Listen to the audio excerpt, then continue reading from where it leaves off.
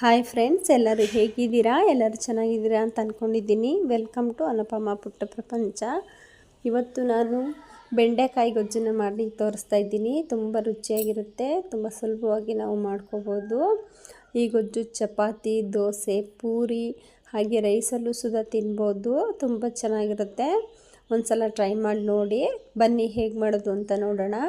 ನೋಡೋದಕ್ಕಿಂತ ಮುಂಚೆ ಯಾರು ಈ ವಿಡಿಯೋನ ಸಬ್ಸ್ಕ್ರೈಬ್ ಮಾಡದೆ ನೋಡ್ತಾ ಇದ್ದೀರಾ, ಈ ಕೂಡಲೇ ಸಬ್ಸ್ಕ್ರೈಬ್ ಮಾಡಿ, ಪಕ್ಕದಲ್ಲೇ ಇರೋ ಬೆಲ್ ಬಟನ್ನ ಕ್ಲಿಕ್ ಮಾಡಿ, ಆಲ್ ಅನ್ನೋ ಆಪ್ಷನ್ನ ಸೆಲೆಕ್ಟ್ ಮಾಡಿ, ಹಾಗೆ ನಿಮ್ಮ ಫ್ರೆಂಡ್ಸ್ಗಳಿಗೆಲ್ಲ ಶೇರ್ ಮಾಡಿ, ಲೈಕ್ ಮಾಡಿ, ಇದೇ ಥರ ಸಪೋರ್ಟ್ ಮಾಡ್ತಾಯಿರಿ. ಹಾಗಿದ್ರೆ ಬನ್ನಿ, ತಡ ಮಾಡೋದು ಬೇಡ, ಹೇಗೆ ಮಾಡೋದು ಅಂತ ನೋಡೋಣ. ನೋಡಿ, ಇಲ್ಲಿ ನಾನು ದಪ್ಪ ಸೈಜಿದ್ದು 3 ಟೊಮೊಟೊ ಹಣ್ಣನ್ನು ತೊಗೊಂಡಿದ್ದೀನಿ. ಆದಷ್ಟು ನಾಟಿ ಟೊಮೊಟೊ ಹಣ್ಣನ್ನು ತೊಗೊಳ್ಳಿ. ಬೆಂಡೆಕಾಯಿ ಗೊಜ್ಜಿಗೆ ಹುಳಿಯಾಗಿರೋ ಟೊಮೊಟೊ ಹಣ್ಣಿದ್ರೆ ತುಂಬ ಚೆನ್ನಾಗಿರುತ್ತೆ. ಹಾಗೆ ಇಲ್ಲಿ ನಾನು ಒಂದು ಬೌಲಷ್ಟು ಬೆಂಡೆಕಾಯಿನ ಈ ಥರ ಸೈಜಲ್ಲಿ ಕಟ್ ಮಾಡಿ ಇಟ್ಕೊಂಡಿದ್ದೀನಿ. ನೀವು ಇನ್ನೂ ಸಣ್ಣದಾಗೂ ಬೇಕಿದ್ರೆ ಕಟ್ ಮಾಡ್ಕೋಬೋದು, ಇನ್ನೂ ಸ್ವಲ್ಪ ದೊಡ್ಡದಾಗೂ ಕಟ್ ಮಾಡ್ಕೋಬೋದು. ಹಾಗೆ ಖಾರಕ್ಕೆ ತಕ್ಕಾಗೆ ಹಸಿರು ಮೆಣಸಿನ್ಕಾಯಿ, ಹಾಗೆ 2 ದಪ್ಪ ಈರುಳ್ಳಿನ ಕಟ್ ಮಾಡಿ ಇಟ್ಕೊಂಡಿದ್ದೀನಿ.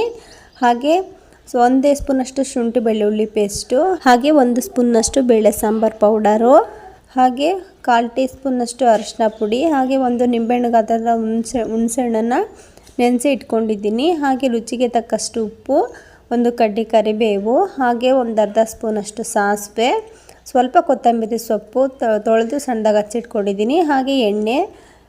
ಈಗ ಬನ್ನಿ ಹೇಗೆ ಮಾಡೋದು ಅಂತ ನೋಡೋಣ. ಇಲ್ಲಿ ನಾನು ಒಂದು ಕಡಾಯಿನ ತೊಗೊಂಡಿದ್ದೀನಿ. ಆ ಕಡಾಯಿಗೆ ಸ್ವಲ್ಪ ಎಣ್ಣೆನ ಹಾಕೋತಾ ಇದ್ದೀನಿ.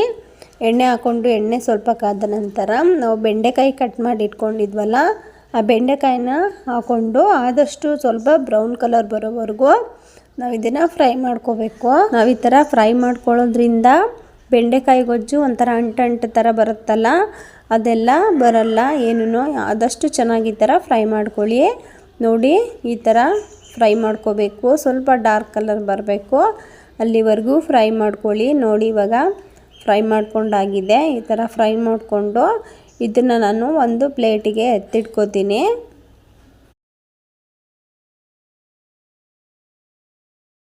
ನೋಡಿ, ಎಲ್ಲ ನಾನು ಬೆಂಡೆಕಾಯಿನ ಎತ್ತಿಟ್ಕೊಂಡಿದ್ದೀನಿ. ಈಗ ಅದೇ ಕಡಾಯಿಗೆ ಪುನಃ ಸ್ವಲ್ಪ ಒಂದು 4 ಟೀ ಸ್ಪೂನಷ್ಟು ಎಣ್ಣೆನ ಹಾಕ್ಕೊಂಡು, ಎಣ್ಣೆ ಕಾದ ನಂತರ ಸಾಸಿವೆನ ಹಾಕ್ಕೊಳ್ಳಿ, ಹಾಗೆ ಹಸಿರು ಮೆಣಸಿನ್ಕಾಯಿನ ಹಾಕ್ಕೊಳ್ಳಿ.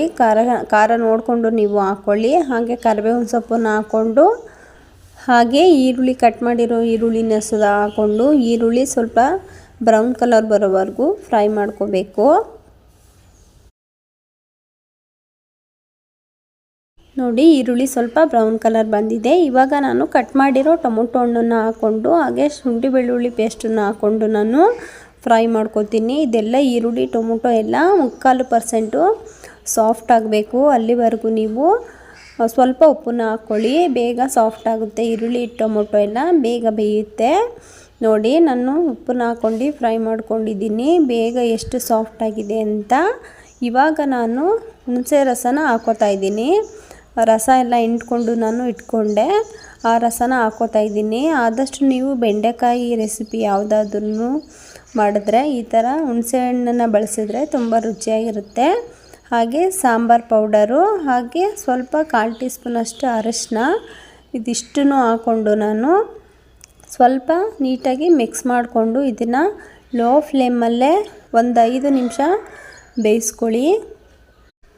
ಬೇಯಿಸ್ಕೊಳ್ಳುವಾಗ ನಾನು ಇದಕ್ಕೆ ಸ್ವಲ್ಪ ನೀರನ್ನು ಆ್ಯಡ್ ಮಾಡ್ತೀನಿ. ಆವಾಗ ತುಂಬ ಚೆನ್ನಾಗಿ ಬೇಗ ಇನ್ನೂ ಸಾಫ್ಟ್ ಆಗುತ್ತೆ. ಇವಾಗ ನೀರೆಲ್ಲ ಹಾಕ್ಕೊಂಡು ಮಿಕ್ಸ್ ಮಾಡಿಕೊಂಡು ನೋಡಿ 5 ನಿಮಿಷ ಚೆನ್ನಾಗಿ ನಾನು ಲೋ ಫ್ಲೇಮಲ್ಲಿ ಬೇಯಿಸ್ಕೊಂಡಿದ್ದೀನಿ. ನೋಡಿ, ಈ ಥರ ಕರೆಕ್ಟ್ ಕನ್ಸಿಸ್ಟೆನ್ಸಿನಲ್ಲಿದೆ. ಇವಾಗ ನಾನು ಹುರಿದಿರೋ ಬೆಂಡೆಕಾಯಿನ ಹಾಕೋತಾ ಇದ್ದೀನಿ.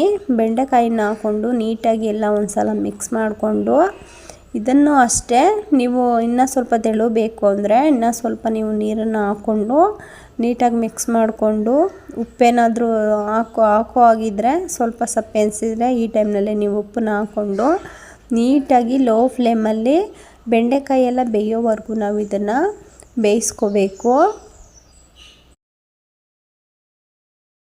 ನೋಡಿ, ನಾನು ನೀಟಾಗಿ ಒಂದು 5-10 ನಿಮಿಷ ಲೋ ಫ್ಲೇಮಲ್ಲಿ ಚೆನ್ನಾಗಿ ಬೆಂಡೆಕಾಯಿ ಬೇಯೋವರೆಗೂ ಬೇಯಿಸ್ಕೊಂಡಿದ್ದೀನಿ. ನೋಡಿ, ಪರ್ಫೆಕ್ಟಾಗಿ ಆಗಿದೆ. ಈಗ ಲಾಸ್ಟಿಗೆ ನಾನು ಕಟ್ ಮಾಡಿಟ್ಟಿರೋ ಕೊತ್ತಂಬರಿ ಸೊಪ್ಪನ್ನು ಹಾಕ್ಕೊಂಡು ನೀಟಾಗಿ ಒಂದು ಸಲ ಮಿಕ್ಸ್ ಮಾಡ್ಕೊತೀನಿ. ಇವಾಗ ನೀವು ಸಪ್ಪೆ ಅನಿಸಿದ್ರು ಈಗಲೂ ಸ್ವಲ್ಪ ಉಪ್ಪಿನ ಪುಡಿನ ಹಾಕೋಬೋದು. ಹಾಕ್ಕೊಂಡು ಇನ್ನೂ 1-2 ನಿಮಿಷ ನೀವು ಈ ಥರ ಮಿಕ್ಸ್ ಮಾಡಿಕೊಂಡ್ರೆ ತುಂಬ ಚೆನ್ನಾಗಿರುತ್ತೆ.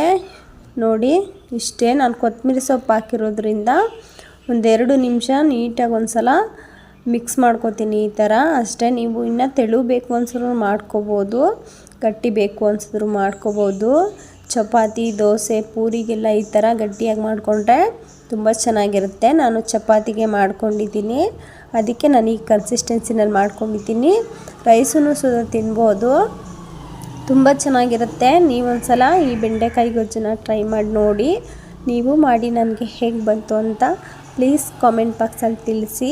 ಹಾಗೆ ನಿಮಗೆ ಯಾವುದೇ ರೆಸಿಪಿ ಬೇಕು ಅಂದರೂ ನನಗೆ ಕಾಮೆಂಟ್ ಬಾಕ್ಸಲ್ಲಿ ತಿಳಿಸಿ, ನಾನು ಆ ರೆಸಿಪಿನ ಮಾಡಿ ನಿಮಗೆ ತಿಳಿಸ್ತೀನಿ. ಹಾಗೆ ನಿಮಗೆ ಈ ಬೆಂಡೆಕಾಯಿ ಗೊಜ್ಜು ರೆಸಿಪಿ ಇಷ್ಟ ಆದರೆ ಪ್ಲೀಸ್ ಸಬ್ಸ್ಕ್ರೈಬ್ ಮಾಡಿ, ಪಕ್ಕದಲ್ಲಿರೋ ಬೆಲ್ ಬಟನ್ನ ಕ್ಲಿಕ್ ಮಾಡಿ, ಆಲ್ ಅನ್ನೋ ಆಪ್ಷನ್ನ ಸೆಲೆಕ್ಟ್ ಮಾಡಿ. ಹಾಗೆ ನಿಮ್ಮ ಫ್ರೆಂಡ್ಸ್ಗಳಿಗೆಲ್ಲ ಶೇರ್ ಮಾಡಿ, ಲೈಕ್ ಮಾಡಿ. ಇದೇ ಥರ ಸಪೋರ್ಟ್ ಮಾಡ್ತಾಯಿರಿ. ಇದೇ ತರಹ ನೆಕ್ಸ್ಟ್ ವಿಡಿಯೋದೊಂದಿಗೆ ಸಿಗೋಣ.